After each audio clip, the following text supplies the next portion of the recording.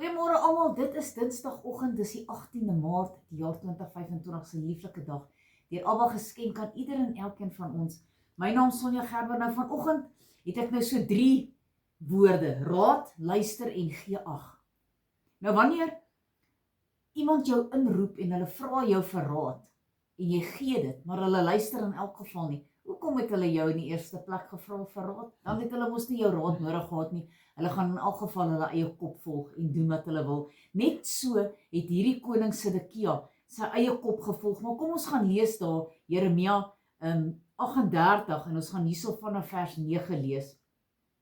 Maar hierdie koning, hierdie manne het verkeerd gehandel in alles wat hulle die profeet Jeremia aangedoen het, wat hulle in die put gegooi het. Hy sal tog sterwe van die honger op die plek waar hy is, want daar is geen brood meer in die stad nie. Toe gee die koning Ebed-Melech die Kusiet bevel en sê: neem hiervandaan 30 manne met jou saam en trek die profeet Jeremia uit die put voordat hy sterwe.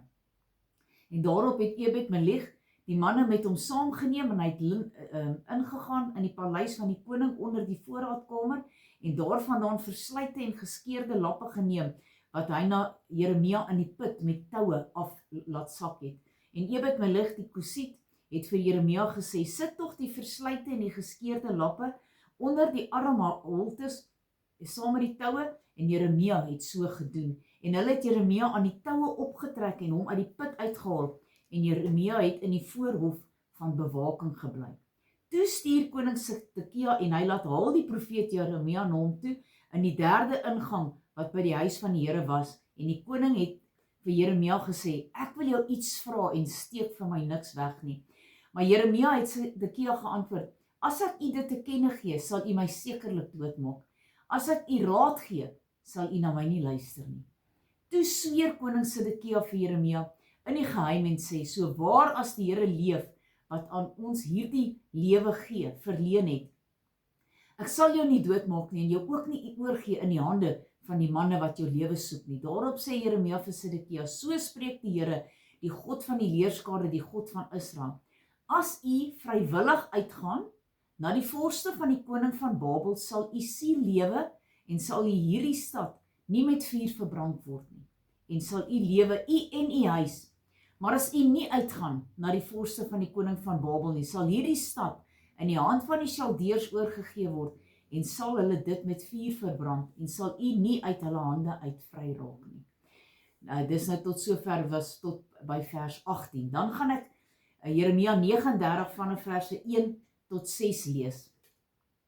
In die 9de jaar van Sedekia die koning van Juda, in die 10de maand het Nebukadreser die koning van Babel met sy hele leer na Jerusalem gekom om dit te beleer. In die 11de jaar van Sedekia, in die 4de maand op die 9de van die maand, is in die stad ingebreek.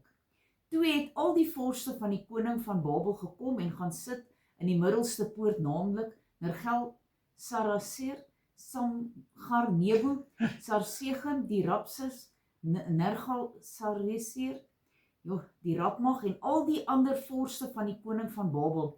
En toe Sedekia, die koning van Juda, al die krygsmanne na hulle sien kom, het hulle gevlug in die nag uit die stad, het hulle getrek op die pad na die koning se tuin. Deur die poort tussen die 2 mure het hy uitgetrek na die vlakte toe. Maar die leer van die Chaldeërs het hulle agterna gejaag en Sedekia in die vlakte van Jerigo ingehaal en hom gevang en hom gebring na Nebukadreser, die koning van Babel, na Ribla in die land Hamat, en hy het vonnis oor hom uitgespreek. En die koning van Babel het die seuns van Sedekia voor sy oë in Ribla geslag.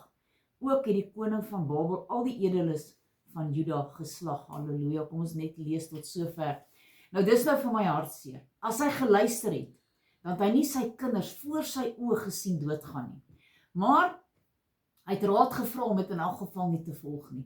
En hy het die mense meer gevrees wat hy God gevrees het. Kom ons vrees God meer as die mense. En as hy vir ons raad gee, dat ons nie sal vlug daarvan af nie, maar dat ons sal agslaan daarop en ons sal luister wat God vir ons sê. Kom ons bid saam.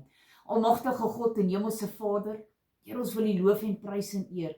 Here, U woord is vol van soveel raad en soveel getuienis dat ons net weet dat dit is die regte ding om te doen. Here, baie dankie dat U weer eens in ons harte met ons gespreek het. Here, dat ons nie ons ore sal toemaak en nie sal luister as U spreek nie, maar dat dit sal oop wees en dat U in ons hart kan spreek met ons en dat ons sal agslaan op dit wat U sê.